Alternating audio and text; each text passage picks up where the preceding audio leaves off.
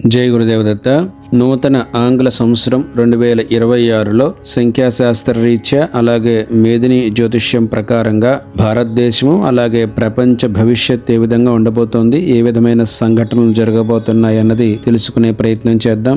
సంఖ్యాశాస్త్రం ప్రకారం 2026కి ruling number 1 Ravi గ్రహం అవడం వల్ల, సూర్య భగవానుడు ఆత్మకారకుడు అవడం వల్ల ఈ 2026 సంవత్సరానికి సూర్యుడు ఆధిపత్యం వహిస్తూ ఉంటాడు. అలాగే మేదిని జ్యోతిష్యం ప్రకారంగా కూడా కొన్ని గ్రహ కలయికలు, ముఖ్యంగా శని, నెప్ట్యూన్ అంటే వరుణ గ్రహం యొక్క కలయిక, వీటన్నిటిని పరిశీలిస్తే 2026లో ప్రపంచ వ్యాప్తంగా బంగారం, వెండి ధరలు విపరీతంగా ఎన్నడూ లేని విధంగా రికార్డు స్థాయిలో నమోదవుతాయి. బంగారం, వెండి నిల్వలతోనే దేశాల యొక్క ఆర్థిక పరిస్థితిని లెక్కగట్టే విధానాలు వస్తాయి. ప్రపంచ వ్యాప్తంగా banking, education, real estate, health sector, health insurances మంచి అభివృద్ధిలోకి వస్తాయి. ముఖ్యంగా 7, 8, 9 నెంబర్లు గలవాళ్ళు, అంటే ఏ నెలలో అయినా సరే 7వ తారీఖు కానీ, 16వ తారీఖు కానీ, 25వ తారీఖు కానీ, అలాగే 8, 17, 26 తారీఖుల్లో జన్మించిన వారు, అలాగే 9, 18, 27వ తారీఖుల్లో జన్మించిన వాళ్ళు,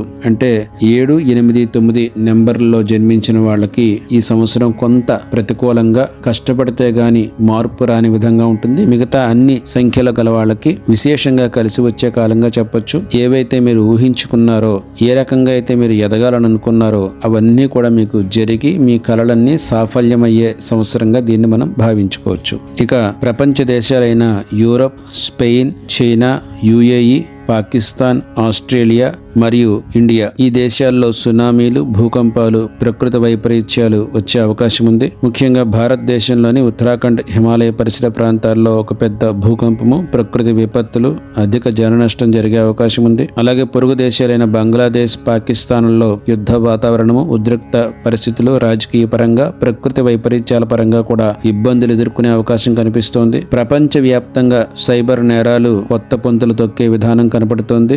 రాజకీయ నేతల యొక్క బండారాలు బట్టబయలయ్యి కొన్ని పార్టీలు ఊహించిన విధంగా కనుమరుగైపోయే అవకాశం ఉంది. భారతదేశంలో మధ్యప్రదేశ్, ఉత్తరప్రదేశ్, మహారాష్ట్ర, బీహార్, ఒరిస్సా రాష్ట్రాలలో ప్రకృతి విపత్తులు అధికంగా ఉండబోతున్నాయి. ముఖ్యంగా అమెరికా ఆర్థిక వ్యవస్థ అస్తవ్యస్తంగా ఉండబోతోంది. రాజకీయంగా కూడా అస్థిరమైన కొన్ని ఆశ్చర్యకరమైన పరిస్థితులు, సంఘటనలు అమెరికాలో చోటు చేసుకునే అవకాశం కనిపిస్తోంది. ఇక రాశుల ప్రకారంగా చూసుకున్నట్లయితే మేష, మిథున, సింహ, తుల, ధను, మకర రాశి వాళ్ళకి అద్భుతమైన రాజయోగకర పరిస్థితులు కనిపిస్తున్నాయి. మీ కష్టానికి తగ్గ ప్రతిఫలాలనేవి ఈ సంవత్సరం మీరు అనుభవిస్తారు. జై గురుదేవదత్త.